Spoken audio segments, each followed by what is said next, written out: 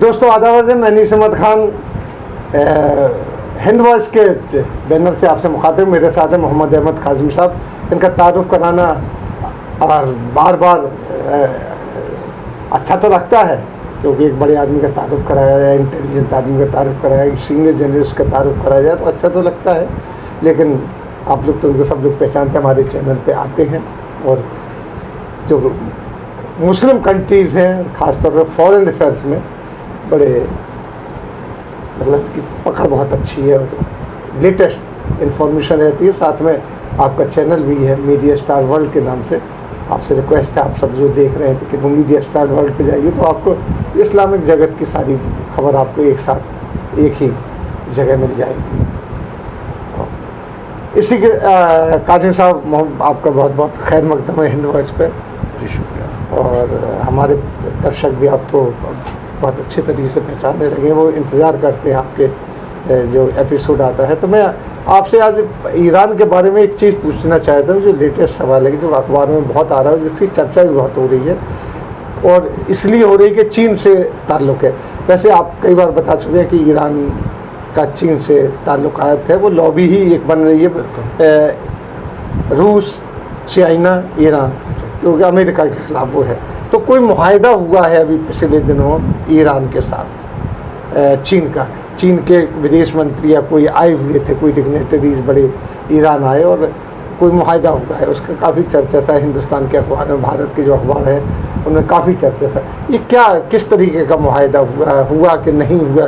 क्योंकि डिनाइल भी आ रहे हैं, सारी चीज़ें आ रही हैं, तो उसके जी बहुत बहुत शुक्रिया नीस अहमद खान साहब। देखिए, ईरान और चीन के बीच में एक मुआहदे पर बात चल रही है और उसका जो बुनियादी मकसद है वो अमेरिका की जो मोनोपोली वो अपनी आप समझता है, उसने समझ रखा है कि वो सुपर पावर है, उसके अगेंस्ट चाइना और ईरान मिलकर के, जाहिर है उनके साथ रूस भी है, तो वो एक अलायंस मजबूत करने की बात हो रही है। और चूँकि जोग्राफिकली भी दूर नहीं है आपस में, और आपको मैं याद दिला दूं कि जब पिछले साल नवंबर में 8 मुल्कों पर पहले छूट दी गई 6 महीने की अमेरिका की तरफ से कि आप तेल ख़रीद सकते हैं और 6 महीने के बाद आप नहीं कर सकते, तो जिसमें भारत भी था, तो तेल बंद करने वालों में भारत था और तेल ख़रीदना जारी रखने वालों में चीन था। तो इनके ताल्लुकात बहुत ही नज़दीकी हैं और वो एक बड़े प्लान के साथ आगे बढ़ना चाह रहे हैं। दोनों ही मुल्क, ईरान अपने इलाके में सेल्फ रिलायंट हुआ है रेवोल्यूशन के बाद में, वहाँ बाकी अरब मुल्कों की तरह से ना तो लेबर बाहर से बुलाई जाती है आमतौर पे और ना ही कंज्यूमर आइटम्स उस तरह से मंगाए जाते हैं जैसे दूसरे मुल्कों में मंगाए जाते हैं। चाइना का एक एक्सेप्शन है, क्योंकि चाइना तो पूरी दुनिया में बहुत सा सामान बेचता है और हर कंट्री में, हर जगह भेजता है, तो वो ईरान में भी आता है। वो बहुत सी चीज़ें हैं जो ईरान से आती हैं। तो ये एक ताल्लुक़ है और ये सिर्फ़ और सिर्फ बायलैटरल नहीं है, बल्कि इसका असर इंटरनेशनल पॉलिटिक्स पर, ख़ास तौर पर जो अमेरिकन हेजेमनी उसको ब्रेक करने के लिए और ज़्यादा उसे कमज़ोर करने के लिए ये दोनों मुल्क नज़दीक आ रहे हैं।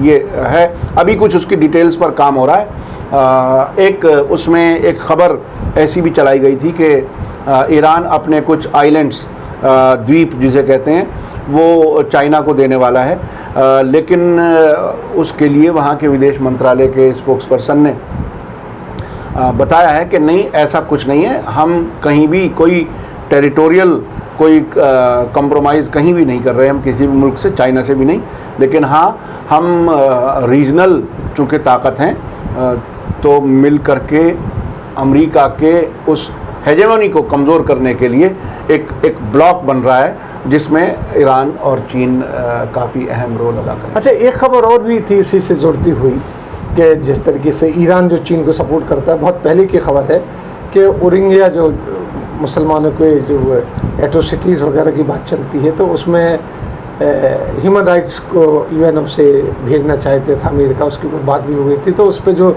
यूएनओ में ईरान ने उस पर डट के मुखालफत की थी कि नहीं जाना चाहिए, तो क्या ये सही बात है? नहीं, ऐसा रोहिंग्या के मामले में इस तरह से तो मैंने कहीं खबर नहीं पड़ी, लेकिन मुझे पर्सनल लेवल पर बांग्लादेश से बहुत ही रिलायबल सोर्स जिसे मैं जानता हूँ, उनकी तरफ से ये बात आई है कि ईरान ने रोहिंग्या रेफ्यूजीज़ को हेल्प करने के लिए कई हवाई जहाज़ भेजे थे ढाका और चिटागोंग। तो उस तरह से रोहिंग्या की बात नहीं, मैं हाँ, चाइना के ओरेगिया जो अच्छा उगुर मुसलमान, हाँ तो वो उस पर मेरी नज़र से वो खबर नहीं गुजरी कि उन्होंने, नहीं, ये बहुत पुरानी खबर थी। हाँ, तो यूनाइटेड नेशंस के मामले की में उन्होंने मुखालफत की हो, मुझे इस वक्त याद नहीं आ रहा है। अच्छा, चलिए, कोई जब आपको याद नहीं आ रहा तो ये कोई ऐसी खबर होगी नहीं, वरना तो जरूर जाहिर सी बात आपके जहन में रहती। तो आप जो बता रहे थे कि एक ब्लॉग बना रहे हैं, मजबूत ब्लॉग अपने अमेरिका के खिलाफ, क्योंकि अमेरिका तो क्या कर रहा है क्या नहीं कर रहा है वो अभी आज तक समझ में अभी तक नहीं आ रहा है। देखिए, अमेरिका ने अभी हांगकांग में भी जी, चूँकि जाहिर है जब दो मुल्क नज़दीक आते हैं तो वो दोनों के अपने अपने इंटरेस्ट होते हैं जी। अभी हांगकांग जिसको कुछ साल पहले ब्रिटिश ने चाइना को वापस दिया था, उसमें ह्यूमन राइट्स इश्यूज उठा करके अमेरिका वहाँ मुदाखलत कर रहा है। अभी पिछले दिनों उन्होंने कोई क़ानून भी पास किया है कि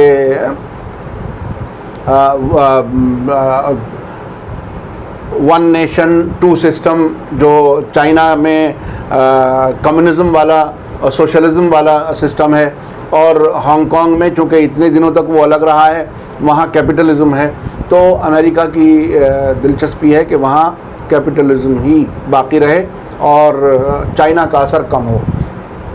जबकि चाइना वो कहता है कि वो मेरी टेरिटरी है तो इसलिए मेरा कानून चलेगा।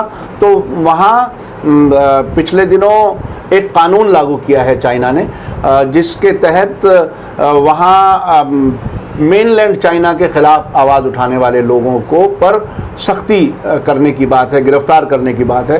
तो उसके ख़िलाफ़ अमेरिका में कानून पास किया गया है। तो ये मुख्तलिफ़ तरीक़ों से चाइना के ख़िलाफ़ अमेरिका अपनी कार्रवाइयाँ करता रहता है। तो जाहिर है अगर चीन और ईरान कोई स्ट्रेटेजिक पार्टनरशिप बड़े लेवल पर करेंगे तो उससे बहरहाल फिर ये शायद ना कर पाए अमेरिका। तो ये जो एक पावर सेंटर बनेगा रूस, चाइना और ईरान जी, तो इसका बैलेंस कैसे रहेगा पूरी दुनिया के नक्शे पे देखा जाए, क्योंकि अमेरिका एक पावर सेंटर है ही और उसके साथ भी कुछ नहीं, वो अमेरिका को पावर सेंटर दुनिया भर ने समझ लिया है। अब तो ट्रंप के ज़माने में पावर सेंटर इसलिए ख़त्म होता जा रहा है कि जो उसके नज़दीक तरीन दोस्त मुल्क हैं, कनाडा है या यूरोपियन मुल्क हैं जो नेटो मेंबर्स हैं, वो उन्हें ट्रंप साहब ने नाराज़ कर रखा है। ईरान न्यूक्लियर डील के मामले में यूरोपियन मुल्क ईरान के साथ आना चाहते हैं क्योंकि कारोबार के लिहाज से जोग्राफिकली वो नज़दीक हैं। तो अमेरिका तो दिन ब दिन अकेला पड़ रहा है।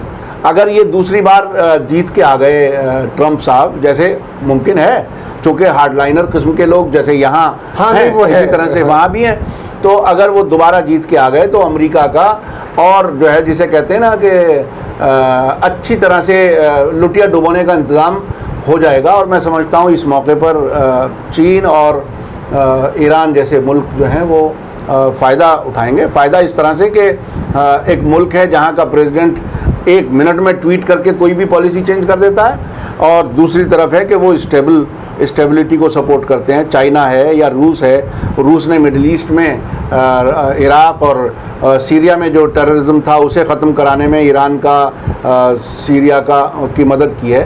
तो वो स्टेबलाइजिंग फोर्सेस जो हैं वो बहरहाल मजबूत होंगी और दुनिया में कोई भी जंग नहीं चाहता, कोई आतंकवाद नहीं चाहता, कोई इंस्टेबिलिटी नहीं चाहता। तो अमेरिका चूँकि हर मौके पर अपने हथियार बेचने का इंतज़ाम करता है, तो वो हथियार बेचने वालों, आप इंडिया के हिसाब में देख लीजिए, बिल्कुल तो उसने अपना दरवाज़ा खोल दिया कि आप ये ले जाइए। और अब तो एक दो दिन पहले पोम्पियो का एक स्टेटमेंट आएगा तो हम चीन के खिलाफ हिंदुस्तान के सरहदों पर भी खड़े होने की तैयार है, कुछ इस तरीके की हाँ पॉलिसी हाँ, के साथ। वो सिर्फ स्टेटमेंट देंगे, करेंगे कुछ नहीं।